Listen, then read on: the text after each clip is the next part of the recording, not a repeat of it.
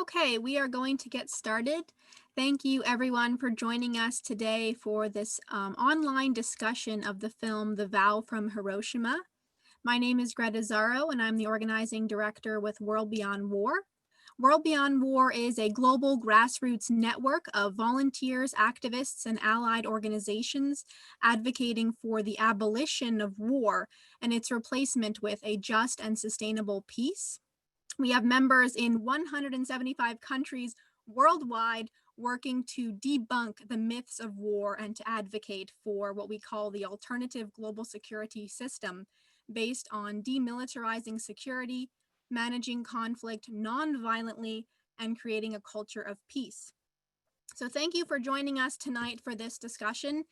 We are recording this and we're also live streaming it to World Beyond War's YouTube channel, so you can find it there afterwards.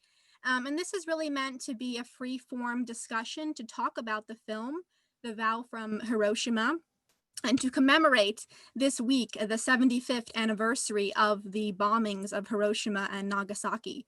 And I want to extend a huge thank you to our New York City chapter coordinator, John Mixad, who was not able to be here tonight, unfortunately, because of power outages on the northeast coast of the US. But it is because of John that we are all here today and we're able to watch the film. John sponsored the film so that we could all have access to it. So thank you to John, and thank you for creating this idea for this discussion today. So like I said, it will be a free form discussion. We want to hear from you. You know, what did you think about the film? What was your reaction to it? Did you learn anything new? Were you surprised by anything? Were you inspired by it? What are your ideas, kind of your takeaways from watching it? So we will use the raise hand feature on Zoom to facilitate this conversation, and I will call on you and unmute you when it's your turn to speak. So if you're on the phone, you can press *9 to raise your hand. And if you're on Zoom, you can click participants and then click raise hand. So please take it away and start raising your hands and I will call on you.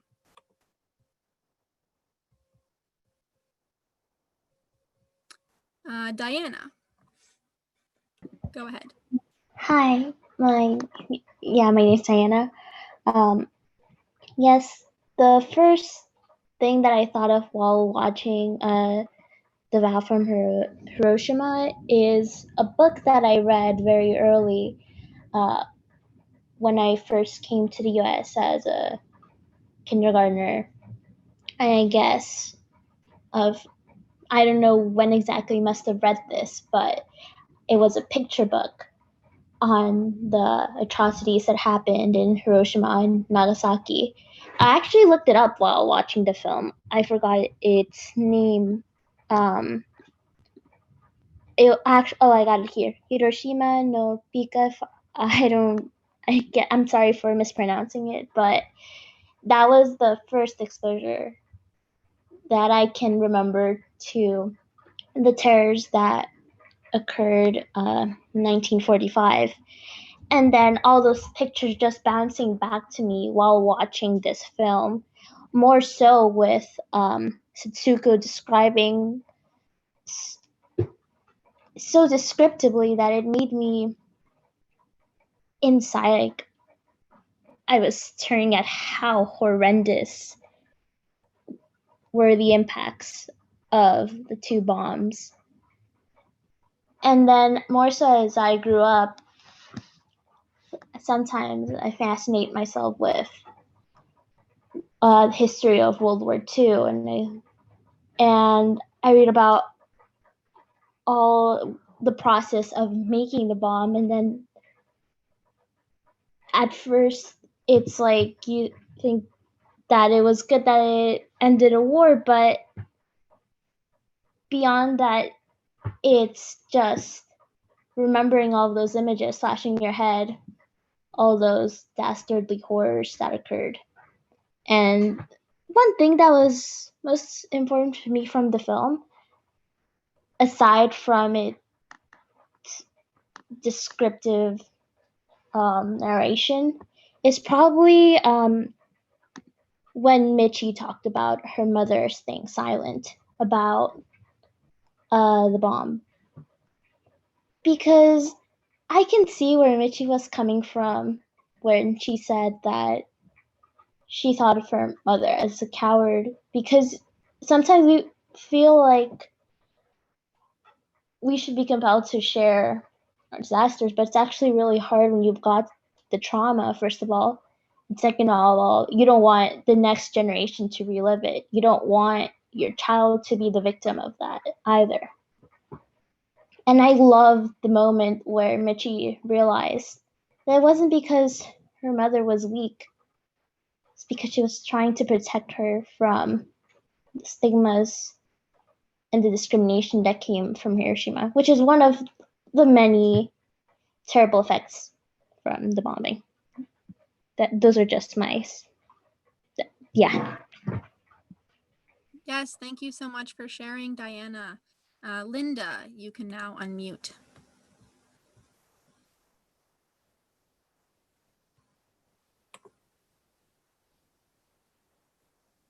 Linda? Yeah, I'm sorry. It was going back into mute after I unmuted it. I have it was a very powerful film, and it had me in tears, and unfortunately there was not a lot of new stuff I learned, but I really liked the way it was presented.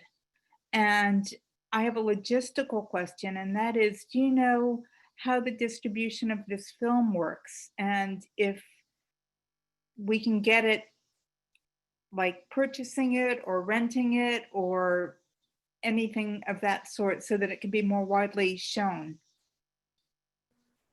Yes, it is distributed through Bullfrog Films. And so you can contact them, you can go on their website, and they have lots of different arrangements, depending on, if you want to show it in person or online, or how many people you want to screen it to, etc. So yeah, just contact them and they can arrange it for you. Thank you.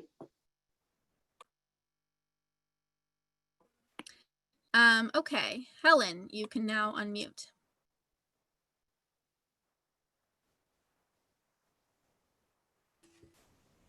Okay.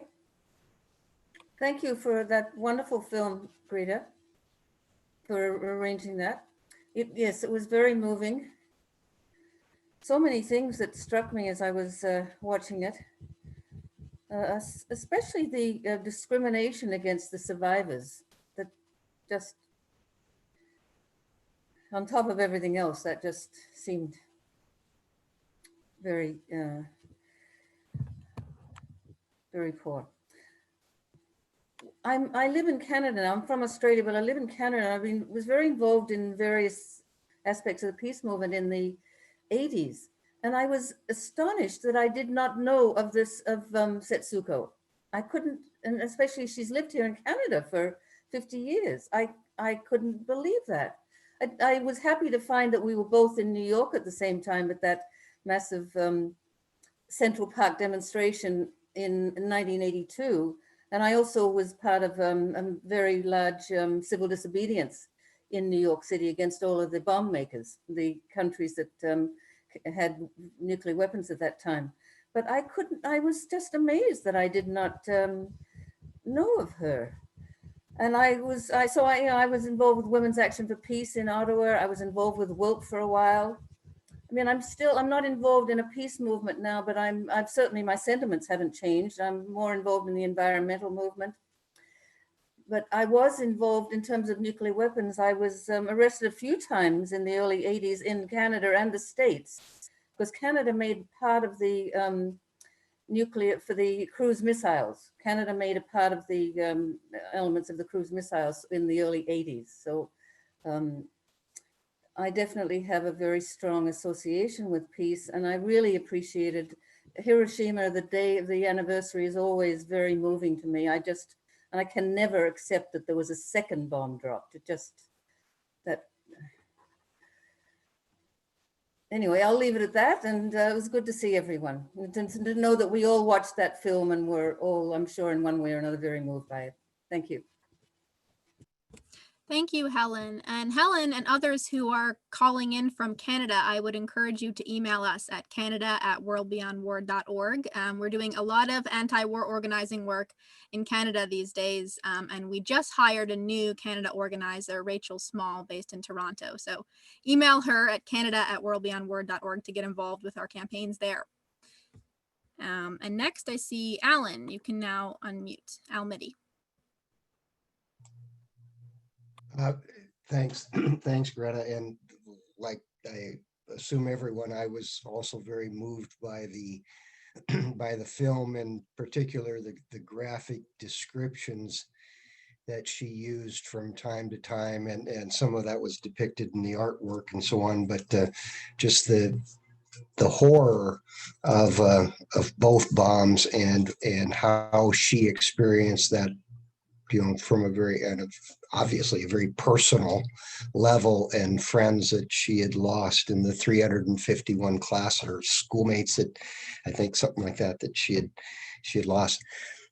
In particular, what was bothersome for me was that at the time I was watching the film, we're having here where I live a debate kind of going on with a series of letters to the editor that started with an individual who started his letter to the editor with the notion that the atomic bombs stopped the war and saved potentially millions of lives, and almost as if it was a humanitarian thing for Truman to decide to drop the bombs and kill hundreds of thousands of people, and so we were the horror of the war again, and the fact that the bombs were unnecessary makes it even more horrible, and the fact that it would probably be considered a war crime if done nowadays, targeting civilians like that, and so that's what makes it even more horrible, and her story more touching and searing and all of that. So. Thanks, Al. And while we've got you on the mic, can you talk a little bit about your work as a chapter coordinator and also what you've been doing with the Florida Alliance? Oh, sure. And I think Larry Berman, one of our very active chapter members, is on this call as well. Yeah, I'm a chapter coordinator for the World Beyond War chapter of Central Florida. And we like to think we have a very active chapter. COVID-19 has kind of thrown us for a loop here because we have to meet via Zoom. But we have a lot of things going on, and we do a lot of educational kinds of things, trying to reach out and keep our members active and involved and informed and all of those kinds of things. And as Greta mentioned, we are also in the process, and this came out of, by the way, a chapter meeting. We showed a film at a chapter meeting called Seniors for Peace. And it's about a bunch of senior folks in California who, when the United States invaded Iraq, they led protests in Mill Valley, California. At the end of that film that we showed at one of our meetings, several folks said, well, what can we do here? We happen to be in a very large senior community, and several were asking for action. And that led to a couple, sorry, Greta, you opened this up. A couple of people said, well, I want to write a letter to Senator Scott or Senator Rubio here in Florida about this issue. So we drafted a letter, and folks, so we sent that, and we encouraged some members to sign it. That got us to thinking, though, wait a minute, we're doing this, we're getting 1 or 2 letters from Central Florida. There are peace and justice organizations throughout the state of Florida with 22 million people. So we are forming now, and it has been formed, the Florida Peace and Justice Alliance, and Greta is providing a lot of help for us and setting up the website. We have a private Facebook page. We now have an official logo. We've got an employer ID number. We're setting up rules for voting and membership and all of that. And we have about close to 50 different organizations throughout the state who are signing on or saying they want to be involved. And in particular, we're excited because we're making a real serious effort to reach out to young people and people of color throughout the state to work for various peace and justice actions. So, Thank you so much, Al. And yeah, for others who are dialing in, feel free to contact us and we can help you with similar efforts. I think this is an area that World Beyond War has been able to really facilitate with creating different coalitions and alliances, because our work looks at the institution of war holistically and all these multifaceted impacts, the environmental impact, the economic impact, the human impact, of course. And so that really allows us this opportunity to do what Al is doing, to build these kind of cross connections and form these alliances. So do reach out to us if you would like assistance with that kind of work. Next, I see Carolyn. You can now unmute. Okay, can you hear me? Yes. Okay, hi. I too wanted to mention the fact that it was not necessary that the bombs were dropped to stop the war. And this weekend, or these past couple of days with the anniversaries, there have been so many programs. And I've listened to several that talked about the military knew. The military knew it was not necessary. And that is just so horrific. And what I heard one program with several researchers who have spent much of their professional lives since 1945 or later looking at these issues. And they were saying, well, really, when it boils down to it, the military knew it was not necessary. So why did they drop the bombs? And why did they drop the second bomb, for God's sake? And it turns out that there was a show of force for the Soviet Union.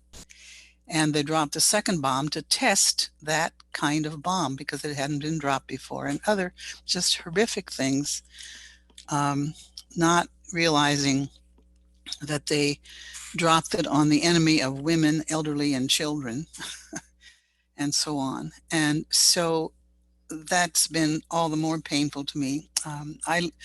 During the World War II, my parents ran a relocation hostel sponsored by the American Friends Service Committee, where people could where Japanese Americans could leave the internment camps on the West and come to the Midwest where this hostel was, and have a place for people to stay until they could find homes and livelihoods.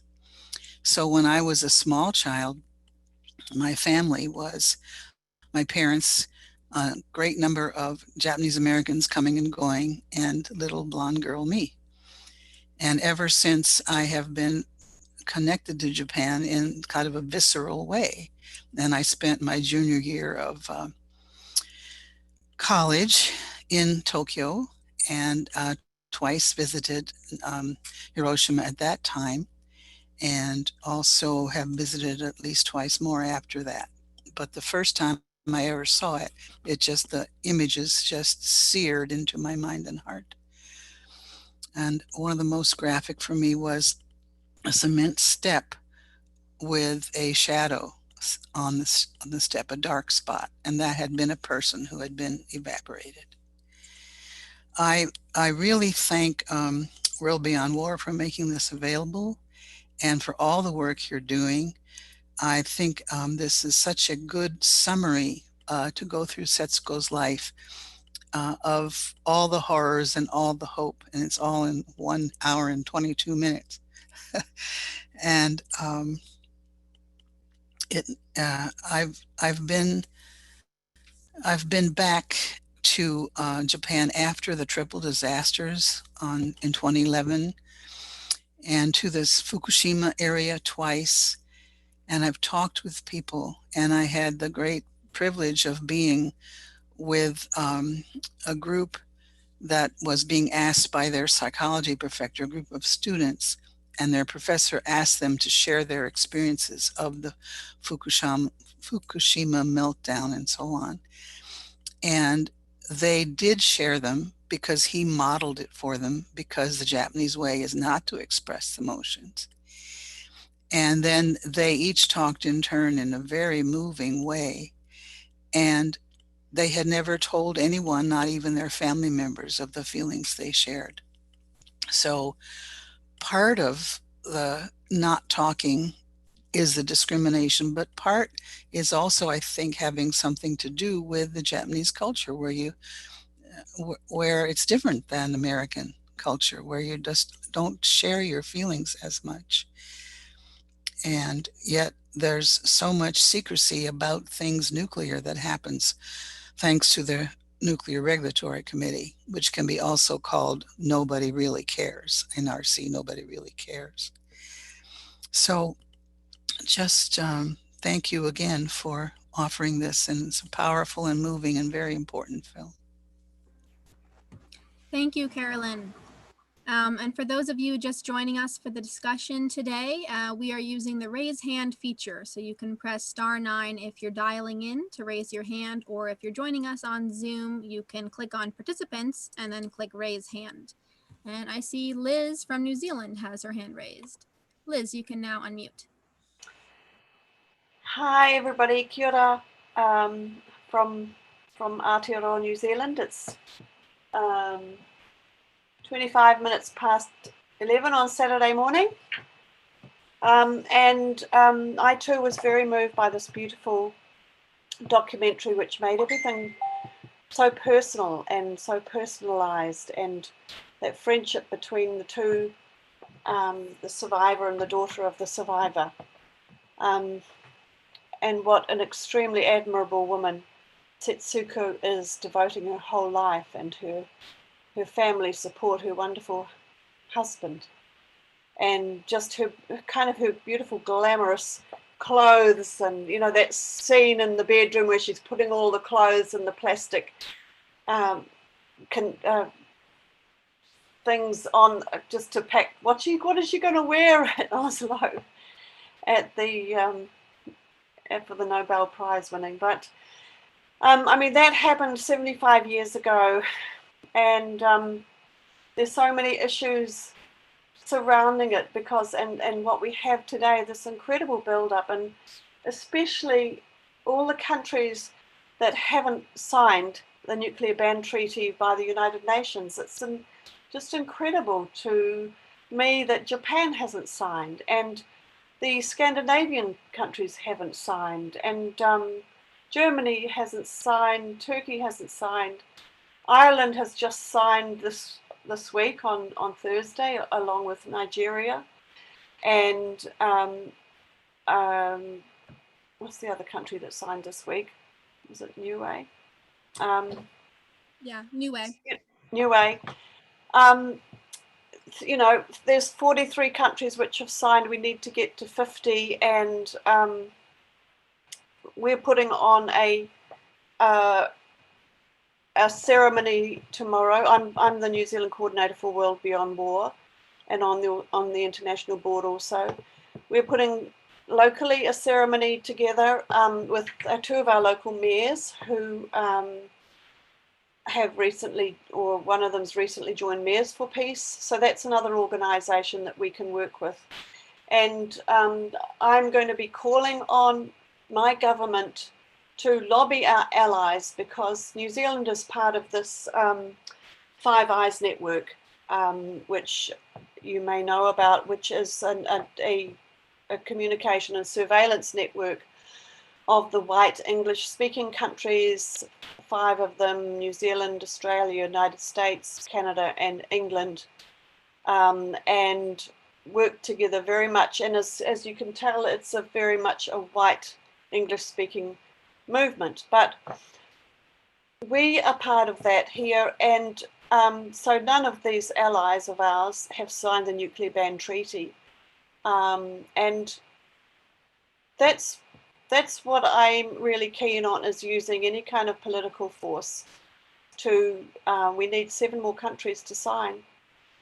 And as far as the horror of nuclear weapons, I mean, it's ongoing through my research in preparing for tomorrow. The New Zealand Army was one of the armies that went into Japan after Hiroshima, after Japan surrendered. And these soldiers, some of them were on the way home from, several years fighting in Europe.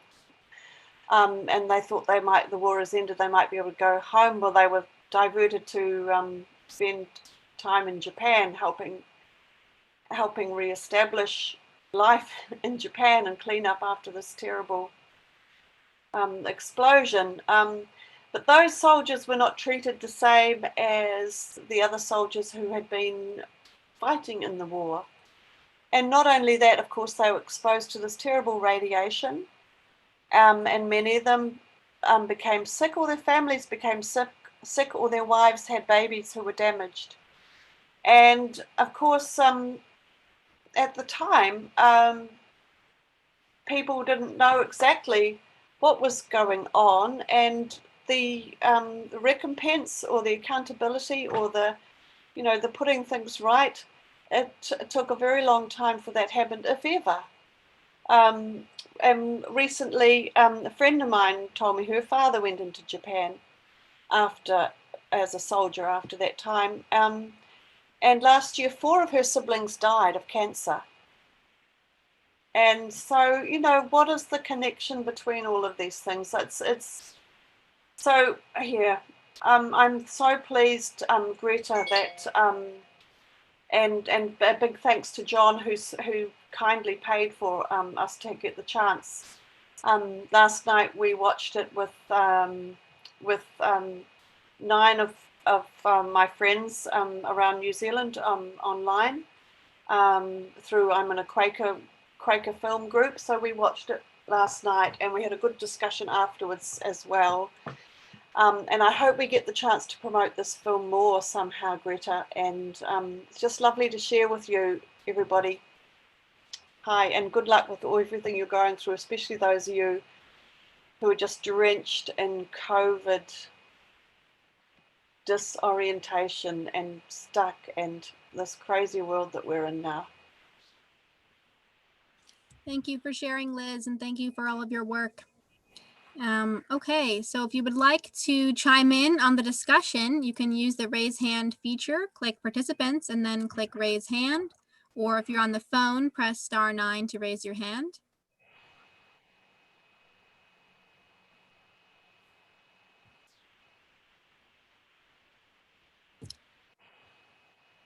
Diana. Hi again. I actually had just 2 thoughts. Yeah. First of all, I wanted to know if there's a way to get in contact with Setsuko and Michi, because it would be really nice to send them a letter thanking them for their willingness to share their stories as part of this film, as well as the team at Bullfrog Films. That would be really nice if we could contact them or send them a letter. And something else that I noticed while we had this discussion, I have a book on the construction of the 2 nuclear bombs used on Hiroshima and Nagasaki. And in my book, it just took me back to what I believe Setsuko said in the film, that mostly after the bombs were tested, and relevant even now, it's that they are basically just used for deterrence without a thought to humanity. In my book, it's called Bomb, pages 187 to 188. It focused on Truman just wanting to shock Joseph Stalin, whose spies had also been looking into the process. It was method of fear mongering, and apparently, if that had more value, than thinking of all the lives lost that fateful day. There's no words for it. It's disgusting. Yeah, that's it. Thank you, Diana. I'm seeing some comments in the chat about people who are raising their hand by like waving at me. I didn't see that, sorry. I don't see everyone's photos, so that's why it's best to use the Zoom raise hand feature if possible. So now I see a number of people who have figured out how to use the raise hand. And Rosemary, I also see that you were waving your hand, so I will call on you as well. And to answer what you said, Diana, I don't have direct connection with Setsuko. But I do know that she works with the Hiroshima Nagasaki Day Coalition based in Canada, and they published Setsuko's appeal to Prime Minister Trudeau. So I'm putting a link in the chat for that organization if you want to contact them, and maybe through them you can send a message to her. Okay, so now Rosemary, you can now unmute. I think I'm unmuted. Am I? Yes. Okay. I'm just going to forewarn you that they're doing something next door to me. So every so often I may not be able to hear myself, never mind you hearing me. It sounds like they're drilling through a brick wall. But I'll try to say what I want to share before that happens again.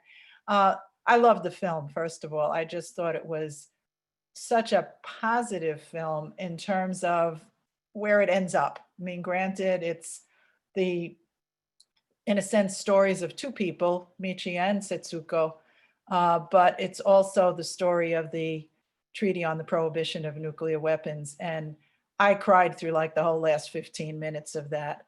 I had met Michi last year and was actually part of a public hearing with her this year.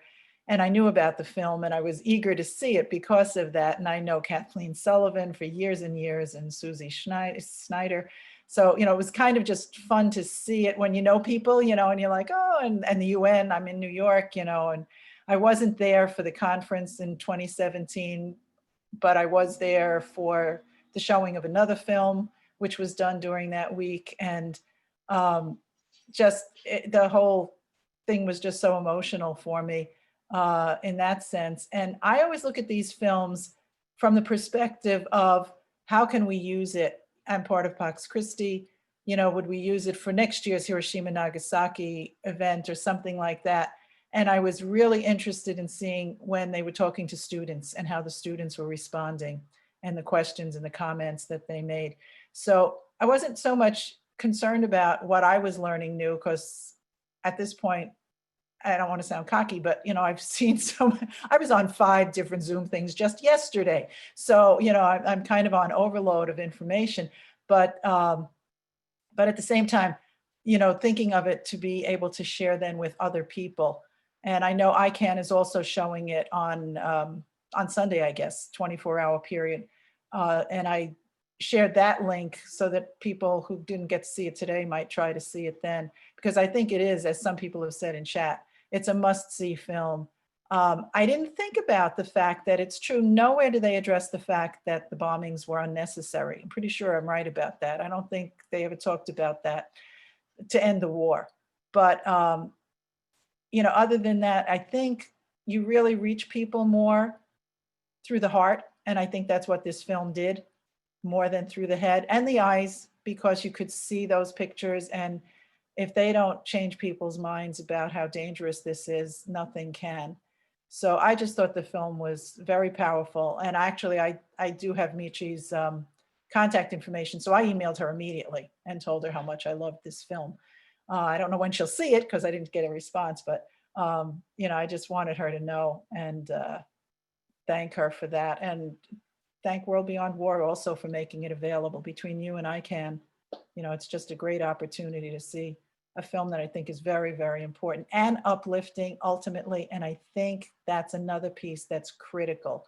You can't win people over who aren't already sold on this issue, I don't think, unless you touch their hearts and give them some hope. So my reactions. Thank you, Rosemary. Okay, and Tiffany, you can now unmute.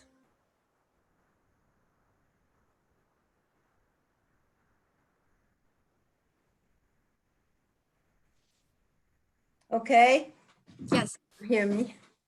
A few things. One is my first memory of the bomb was when I was 10 years old, and everyone was cheering because it brought the end to the war.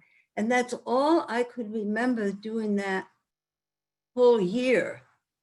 And at this point, I've known for a long time that the bombing was not necessary, but the strength of that cheer still remains with me because the war was a part of our lives, the way war is not a part of lives and people in this country now. Our country is at war and many people don't even know it or don't recognize it or don't talk about it. But for the Second World War, we lived it for those 5 years. And I'm also impressed, as both Carolyn and Alan mentioned, that there has been much more being written about the bomb not being necessary. So I think people are finally hearing that. It's coming from military people, but unfortunately, there's a large section in our country, and I happen to know a lot of them, that can't see through that. And so I wish I could get this film out into the public view instead of on our rather protected websites, etc. I would love to show it to some of my family, for instance, who still argue about this, and that's very hard. I think the film also pointed out how difficult it is to get an organization moving and organizing people to take a look at this issue. So I just want to bring up Back from the Brink. I don't know if people outside of the United States know it, but ICON has been involved. Dr. Ira Halfin, who's a part of ICON, has come to Syracuse and spoken. Back from the Brink is a call to prevent nuclear war. We're starting with grassroots. Our mayor just signed it. I think there's 49 communities that have signed it. And it calls for renouncing the option of using nuclear weapons first, ending the unchecked authority of any president to launch a nuclear attack, the sole authority. Third, taking all nuclear weapons off hair trigger alert. Fourth, canceling the US plans to replace its arsenal and enhance the weapons. And finally, actively asking the United States to pursue a verifiable agreement and, of course, sign the UN resolution. So I think that this is a really good way to reach out to local, the mayor, our common councilors are all going to sign it. They also spoke at our event yesterday. So I would encourage you just to, if you go online, just to go Back from the Brink. There is a lot of information. And I think it's a good way to reach out to local organizations. Thank you. Oh, and I will join everyone in saying that the movie was probably the most emotional, moving, and real movie that I've seen on Hiroshima and Nagasaki. It was wonderful and brought tears even after all these years. Thank you for sharing, Anne, and thank you for mentioning Back from the Brink. I'm glad that you brought that up. World Beyond War is a signatory for Back from the Brink, and folks can go to the website preventnuclearwar.org to find the Back from the Brink pledge and to sign on to it. Doug, did you have your hand up? You can now unmute if you would like to. Yes, I appreciated the film also. For me, it recalled my visit to Hiroshima maybe 20 years ago. My wife and I, we rode a ferry down the lake, sleeping on the deck to get there the next morning, and spent the day in the Peace Museum. That the lone standing structure, the frame of the dome was still there. as we see in pictures now. And I too remember that black smudge on the step, which had been a human being. It's etched in my memory. And also some of the pictures in the museum were similar to what were in parts of the film: the destruction, the bodies, the wounded, the people trudging through the streets. It was just it's like going to the Holocaust Museum. It's just human horror. I live in Asheville, North Carolina. We're 100 miles from Oak Ridge, where it's one of the 3 sites where construction of nuclear weapons is still going on. The others being Los Alamos and I think somewhere in Kansas City.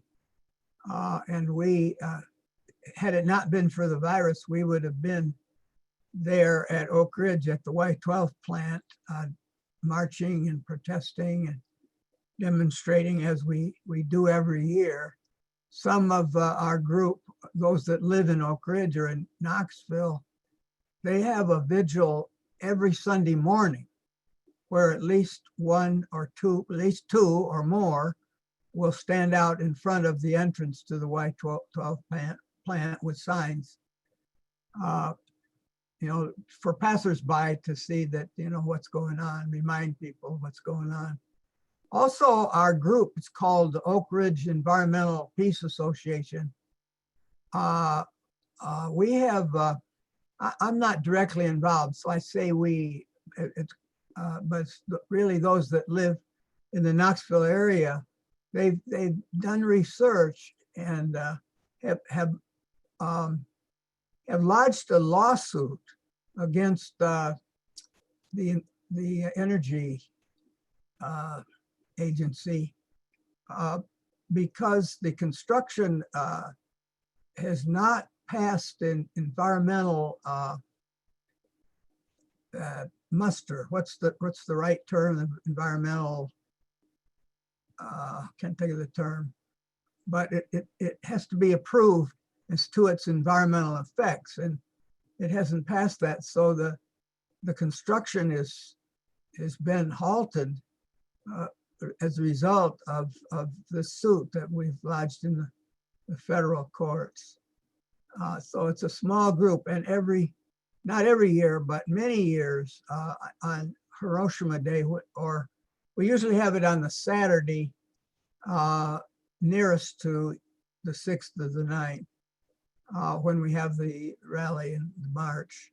And often we have one of the survivors, like some of those who spoke in the film, who tell their story, meet with us, spend several days with us, and speak publicly about their experience, their memory. Also, at the other direction from where I live, in St. Mary's, Georgia, there's a Trident submarine base.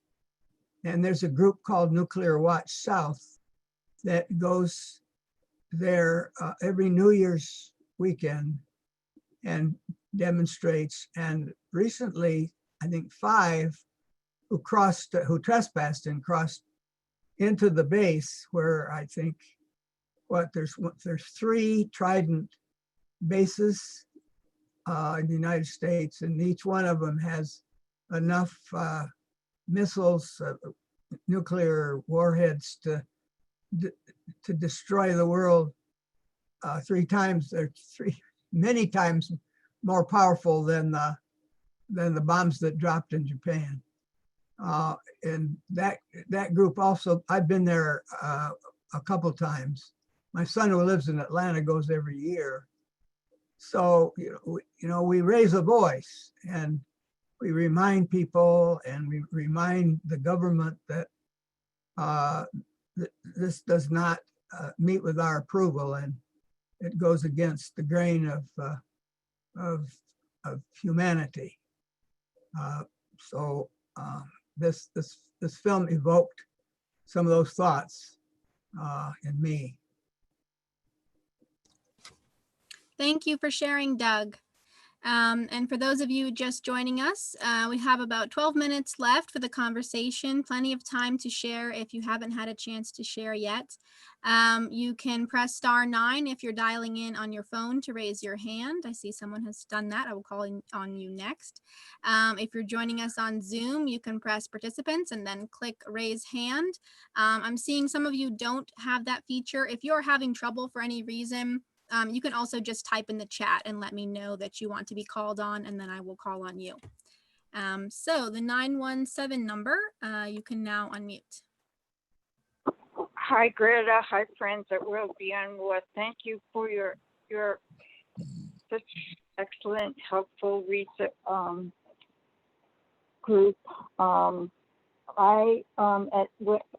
In 1945, I was 6 years old. I was living in Florida. My father was a real estate investor, and we were Jewish, and I am altogether different than that time. But he was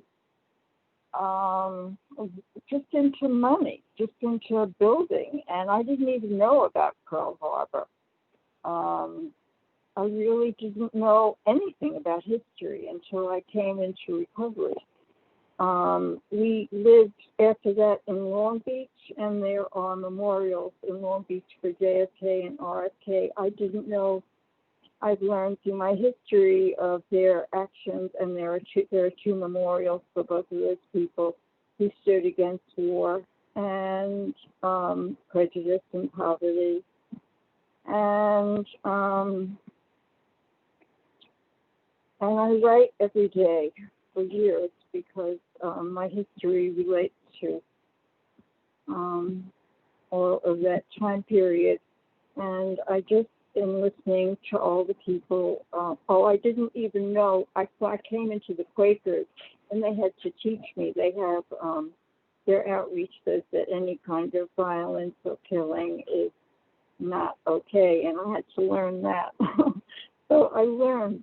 I've been learning all the time for years and decades about how to be a different person, and I write almost every day because of my history and how it relates to what's going on today. And I'm so grateful for your outreach and the 9/11 outreach and all the outreaches against war, prejudice, and poverty. And thank you so much for letting me share. Thank you. Thank you so much. Okay, next we have Jean Stevens. You can now unmute. Hi, I live in Taos, New Mexico, so I'm a 45-mile downwinder from where the invention of the atomic bomb took place. And it's kind of ground zero right now during the 75th anniversary of Hiroshima and Nagasaki. They are, as you probably know, they're putting billions of dollars into plutonium pit warheads there.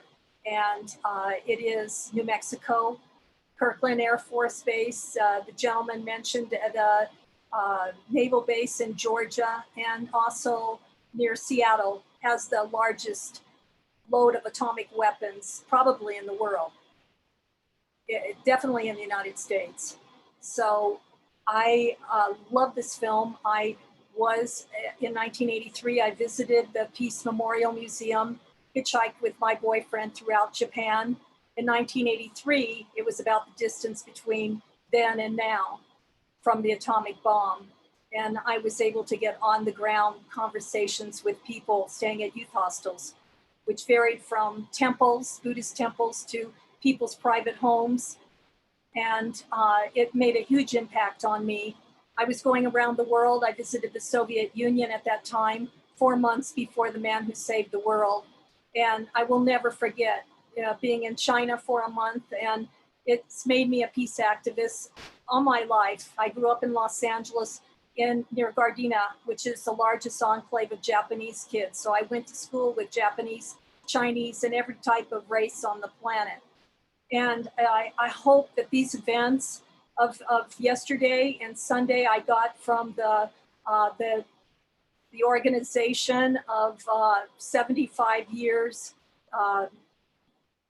They said it was the best that they've had in months as far as publicity, and even the mainstream, as you all well know. And it's just urgent. And those of us who were born boomers know the urgency of this. We have 75 years living on borrowed time. Thank you. I think this film needs to be shown far and wide. And Monday, apparently, it is being screened. I forget what organization. It's going to be on YouTube, I believe, and it's part of the Nagasaki. It'll be viewed again for free. So those who missed it, at least maybe Monday, you could search engine it and probably get it. Thanks, Jean. Yes, and you can also reach out directly to Bullfrog Films, and they distribute this film, so you can reach out to them about accessing it and purchasing it if you want to do any screenings either in your community or online. Also, I wanted to put in a plug for our divestment campaign at World Beyond War. If you're watching this film and thinking, you know, what can I do? Divestment is a very tangible, actionable step that we can all take.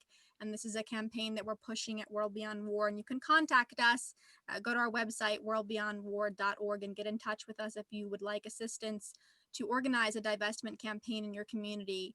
But what's kind of amazing about the power of divestment is that we don't have to wait for our elected officials to act on our behalf. We can divest ourselves. We can change where we put our retirement funds. We can change what banks we use. We can divest our communities on the institutional level, such as divesting university endowments, or looking at even your place of worship or your employer and, you know, what financial institutions they're using, and working our way up from there, right? So divesting city public pension funds, state level pension funds, and all the way up to federal pension funds. So I just wanted to put that plug in and encourage you to go to our website, WorldBeyondWar.org, to learn more about divestment and to take that tangible step as a way to get money out of weapons and war. And next I see Delia has her hand raised. Delia, you can now unmute. Yes, I live in Pacifica, California, and every year for many years we have a demonstration at Lawrence Livermore Labs where all of these monstrous weapons are dreamed up and who knows what else goes on there. Of course, this year we weren't able to go. I went a couple years ago, and but they had a virtual rally online, and it was quite thrilling and fantastic. And I want to say two other voices that I heard this year. One is a Reverend, I'm not remembering his last name, but he spoke about being an infant in Hiroshima when the bomb was dropped and how members of his family died. And he spoke a lot about survivor's guilt that he had because he survived, and he's probably my age, around 80-ish now. So that was pretty powerful. And then on Democracy Now!, which some of you know that program, they had yet another woman survivor. So I think that it's amazing to get people who are survivors because they're probably in their 80s, or late 70s at least. And so that was really touching. And I add my praise for the film, which thank you, Greta, for making it available. And thanks to all of you who came to this conversation. Thank you. Thank you. And Liz put in the chat the link for the free screening that some of you have mentioned, which is something that ICANN is making available August 9 through August 10 for a 24-hour period. People can watch this film, The Vow from Hiroshima. So do check out the link that Liz put in the chat box and send that to your friends if they didn't get a chance to watch this film. We have only a couple minutes left, so let me know if you would like to speak if you haven't had a chance to share your thoughts yet. You can either tell me in the chat if you want to raise your hand or use the raise hand feature by clicking participants. and then click raise hand or press *9 if you're on the phone.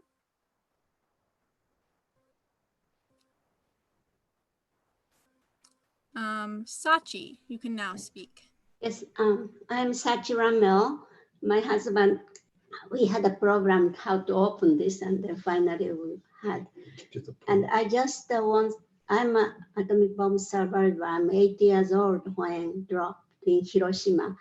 And I'm Canadian now because I'm married to Canadian. And I had a lot of things yesterday and today, so I was so busy. But I just would like to say Canada, Japan, even Japan and United States, it's so dangerous these days about atomic bomb.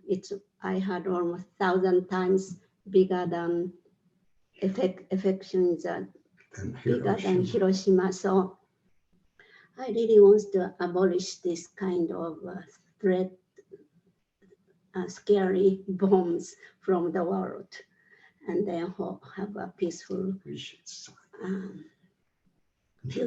So we should sign non-proliferation agreement.